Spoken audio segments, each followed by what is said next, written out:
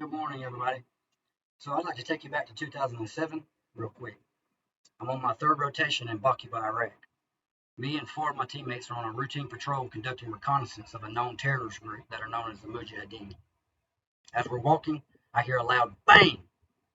Instantly, I knew what the sound was. I had heard it hundreds of times before, the crack of a bullet. I immediately began assessing the situation, and I realized it was just a single gunshot from an AK-47 platform. Thank God it wasn't another ambush, I thought to myself. Right about that time, I guess my hearing was finally coming back because I heard the horrific screams of one of the Iraqi soldiers named Saif that was embedded with us. I ran over to him and began checking him for bullet holes and found nothing. I screamed, "You're good, dude, you're good, you weren't hit." And that's when I happened to just glance to my right and saw two of our medics working on another Iraqi. I saw his feet as his body was covered by two of the medics as they frantically worked on his torso area, and my mind still plays this scene perfectly. Barker and Schmidt are working on him tirelessly. They're on their knees. There's a huge medical bag laid open with wrappers and syringes everywhere. Barker is steadily giving chest compressions as Schmidt is unpacking a chest suit. And that's when the light bulb went off in my head. I realized exactly what was going on. I don't know if I was tuning it out or just didn't want to hear it, but Saif had been yelling, "I'm sorry, I'm so sorry," at the top of his lungs the entire time. Sometimes I think I was dreaming still that day, and I eventually had to slap Saif in the face to get him to stop screaming. "Dude, it's okay. Stop screaming. You're going to get us all killed." And when his cries finally stopped, I heard Schmidt and Barker's radio transmission. 1 KIA, 1 KIA, break. Gunshot wound to the back of the head. We need immediate evac, immediate evac. See, Saif was on his first patrol with us, and he had accidentally fired his weapon as he was reaching down to check a door. When the round left the chamber, it skipped off the pavement and ricocheted into the back of my good friend Ahmed's head, killing him instantly. Ahmed Ibrahim Al Badri was married and had three sons and a daughter. And I say that story to say that guns are deadly. They are dangerous, and owning one makes you God. You possess the power to take a life with something that can kill you at the same time, and that requires a lot of responsibility. Me and my friends trained with these men for months. For months, we taught them all we knew, and still this accident happened. I coined the phrase, "take this stuff seriously," point blank, period. There's never enough training when dealing with something that can kill you after that event. See, being a responsible gun owner is paramount. Take the time to learn how it works, how to disassemble and reassemble, what all functions it possesses, and what its limits are. Learn how to properly perform preventive maintenance.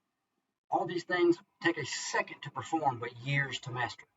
They each sound like simple things, but to date, 224,925 people have lost their lives because of accidents involving firearms.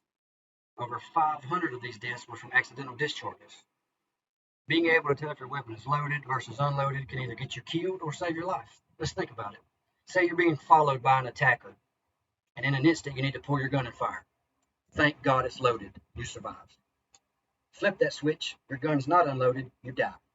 You're preparing to clean your gun. You forget to clear it. As you're pulling the chamber back to clean it out, it fires. You're dead or hurt. See, as Americans, we have a God given right, and that makes us the greatest place to live on earth. The Second Amendment is something that I personally covet, and you should as well. Whether you choose to carry or not, realizing that these things are yours and yours alone is amazing. But being smart about it is also very important. I spent over 12 years in the military as an operator in special operations, 5 of those as a weapons sergeant. I was given a unique opportunity to learn about the best weapons our military has to offer by some of the best the world has to offer. This gave me knowledge I needed to bring that knowledge back to numerous units where I was able to cross-train them on multiple weapon systems. Have you guys, any of you heard of Black Rifle Coffee? I'm sure you have. Well, it's a veteran-owned company that makes some amazing coffee. But what a lot of people do not know is that this company is run by what we call the tip of the spear, the best of the best. The CEO, Evan Hafer, is a former Green Beret with over 20 years in the military, countless deployments, and hundreds of combat missions. I don't bring this up because I need a coffee break, although that would be great. I say that to plead with you about training on your firearm. As I said, Hafer is one of the most highly trained soldiers on the planet, and he trains weekly, if not daily, on his weapon. Each minute we spend safely operating a gun is another minute we spend alive. It's that serious. Now, if you could please direct your attention to the screen here, I have a quick slideshow that I'd like to show you stating some facts related to deaths by mishandling of weapons. As you can see here, the slideshow is labeled Deaths from Mishandling of Weapons. Guns are the 15th leading cause of accidental deaths in the United States. Since 2021, a total of 224,935 people have died in incidents in the United States, 549 of them from unintentional firearm discharges. Of the 48,800 total gun deaths in 22, 1% were from unintentional shootings. And while that number may sound super small, several countries' annual death tolls don't even exceed America's accidental death toll in one single year. That's including Australia, Japan, England, Spain, and Switzerland. By the way, unintentional is a description used in public health for an injury or death that was not caused purposely, in contrast with suicide and homicide, in which there is an intent to cause harm.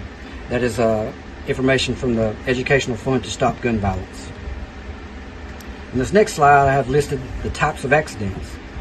This can be kids finding a gun and mistaking them for a toy and unintentionally firing them, hurting themselves or someone nearby. A bullet fired in self-defense that hits the wrong person. An accidental discharge when cleaning or reloading the firearm. Or, one of the most popular ones, hunters mistaking one another for prey. So, what can we do to make the prevention of these type of things? Keep your weapon locked up and out of reach of children when not in use. Wear high-vis jackets or clothing when hunting. Train on how to operate your firearm. And finally, train, train, train. I would like to thank each and every one of y'all for taking the time to listen to me today. And if there's anything I can leave you with today is take this stuff serious, man. Learn how to operate your weapon safely if you decide to carry. If not, look into getting some training on it anyways. It can save your life one day. Thank you.